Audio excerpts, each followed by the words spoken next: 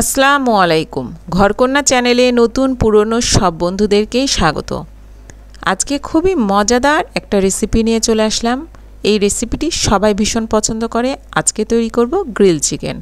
Grill chicken তৈরি করার জন্য খুব বেশি উপকরণ লাগবে না। বাসায় আমরা যেসব মশলা ব্যবহার করি সেগুলো দিয়েই খুব সহজে এরকম মজাদার সুস্বাদু গ্রিল চিকেনটা তৈরি করে নেব।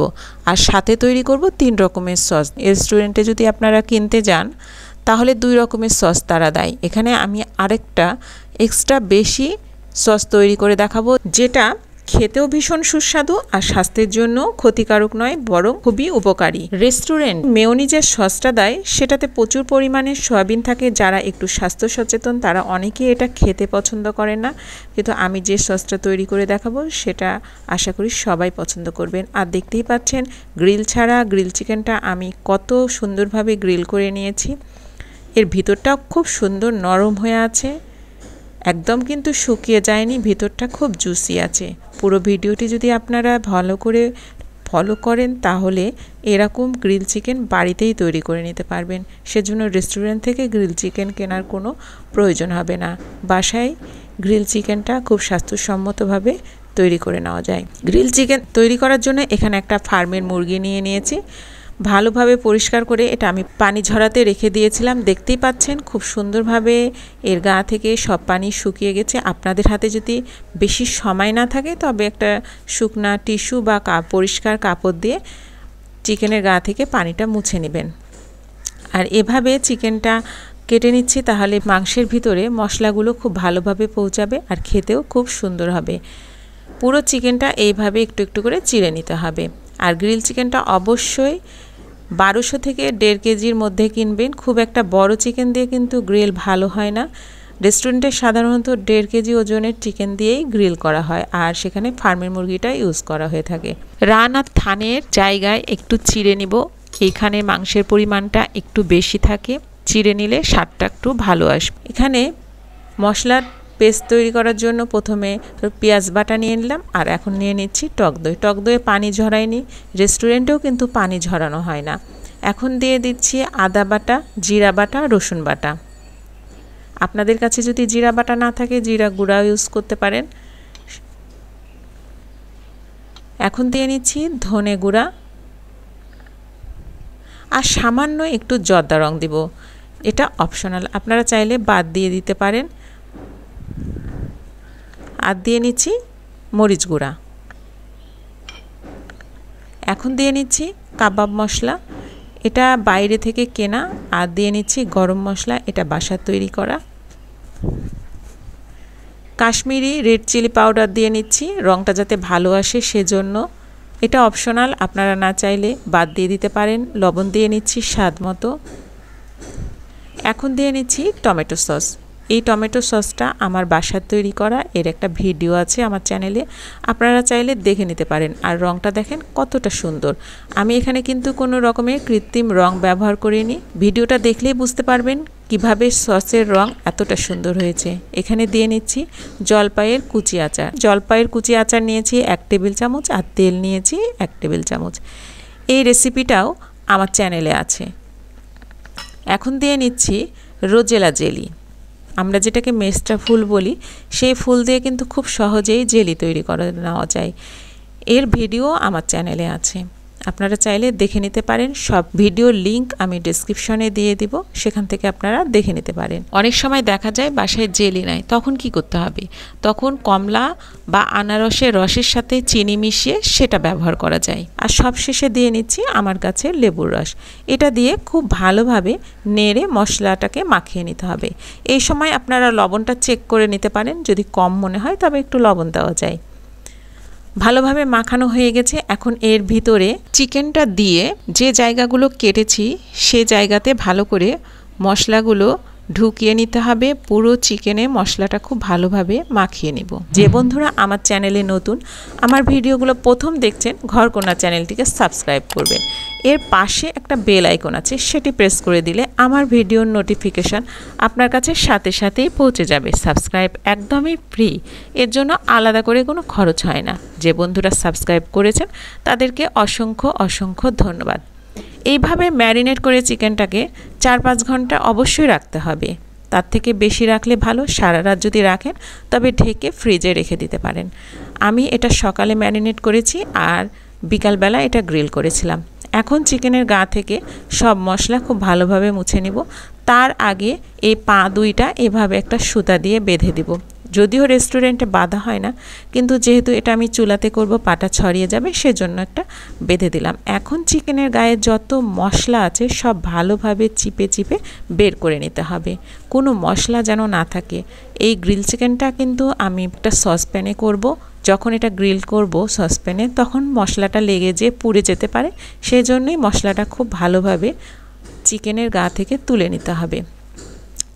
সসপ্যানে প্রয়োজন মতো তেল দিয়ে নিলাম, সরিষার তেল ব্যবহার করেছি এখানে। চিকেনটা এইভাবে সাইড করেই প্রথমে দিব, তাহলে যে পাখনাগুলো আছে সেগুলো বেশি ছড়িয়ে যাবে না। এভাবে দিয়ে 2-3 মিনিট ভাজার পরে উল্টিয়ে দিব।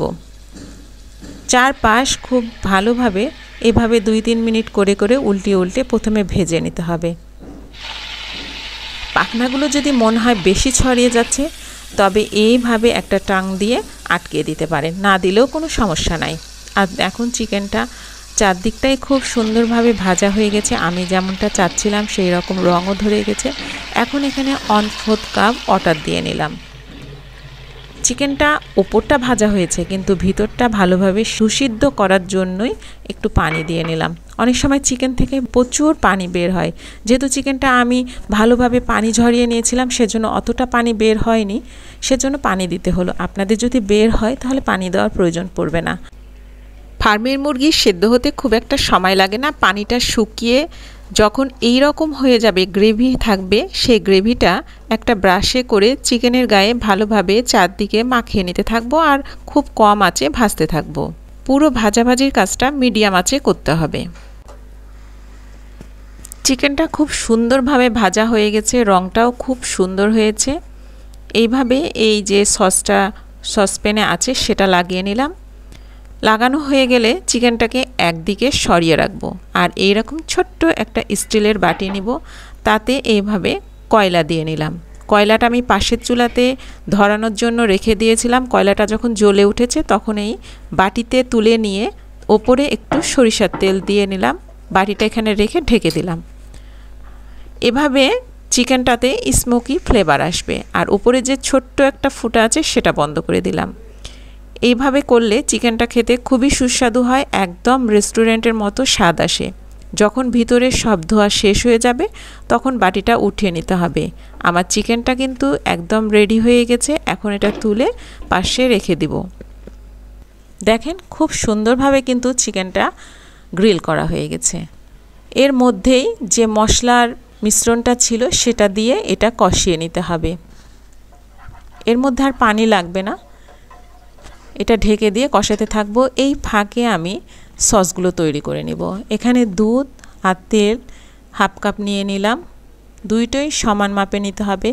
লবণ দিয়ে নিচ্ছি স্বাদ মতো, এখানে লেবুর রস দিয়ে নিতে হবে, সরিষা গুঁড়া দিয়ে নিলাম, গোলমরিচের গুঁড়া দিয়ে নিচ্ছি, আর দিয়ে নিচ্ছি চিনি, আর একটু জলপাইয়ের কুচি আচার দিয়ে নিচ্ছি। দিয়ে ভালোভাবে এটা ব্লেন্ড করে নিলাম। এইটা এরকম হয়েছে দেখতে। এখন এতে টমেটোর সস দিব, দিয়ে এটা ব্লেন্ড করে নেব, তাহলে এই সসটা প্রস্তুত হয়ে যাবে। এটা এক প্রকারের ডিম ছাড়া মেয়োনিজ, খেতে ভীষণই সুস্বাদু। রেস্টুরেন্ট বা রাস্তার ধারে যেসব বার্গার স্যান্ডউইচ বিক্রি হয় তাতে এই সসটা ব্যবহার করা হয়ে থাকে। এই মজাদার সসের কারণে রাস্তার পাশে বা রেস্টুরেন্টের বার্গার স্যান্ডউইচটা খেতেও খুব মজার হয়। এখন দেখাবো সেই 3 নম্বর সস, যেটা খুবই স্বাস্থ্যসম্মত। এটা বানানোটাও খুব সহজ। এর জন্য এখানে টক দই নিয়ে নিয়েছি, তাতে স্বাদ মতো লবণ, চিনি, গোলমরিচের গুঁড়া দিয়ে নিচ্ছি, সরিষা গুঁড়া, এখানে দিয়ে নিচ্ছি কাঁচা মরিচের আচার, লেবুর রস দিয়ে ভালোভাবে এটা মাখাতে হবে।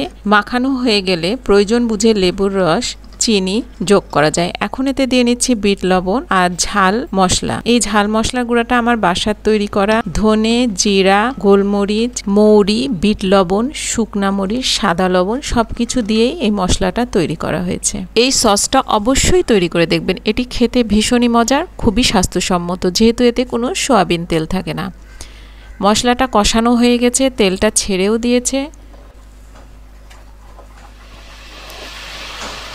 সসপ্যান থেকে মশলাটা আলাদা হয়ে গেছে। মশলাটা একদমই প্রস্তুত। আর দেখেন এটা দেখতে ঠিক এই রকম হয়েছে। এটা এখন নামিয়ে নিতে হবে।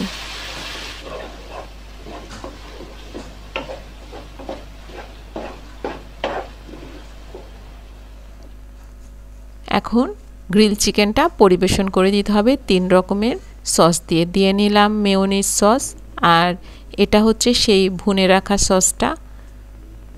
আর এখন দিয়ে নিচ্ছি আমার তৈরি করা সিক্রেট স্বাস্থ্যসম্মত মজাদার হোমমেড ইয়োগার্ট সস। দেখতেই পাচ্ছেন গ্রিল চিকেনটা খুব সুন্দর হয়েছে, দেখেই খুব লোভনীয় মনে হচ্ছে। সত্যি এটা খেতে কিন্তু ভীষণই মজার ছিল। আপনারা অবশ্যই এটা বাসায় একবার তৈরি করে দেখবেন, তাহলে এর স্বাদটা বুঝতে পারবেন। গ্রিল চিকেন নান রুটির সাথে খেতে খুবই ভালো লাগে, তবে এটা এমনি খেতেও খুব মজার। ভিডিওটা যদি আপনাদের ভালো লাগে তাহলে অবশ্যই একটা লাইক করবেন। আপনাদের যদি কোনো মতামত থাকে তাহলে কমেন্টস করবেন।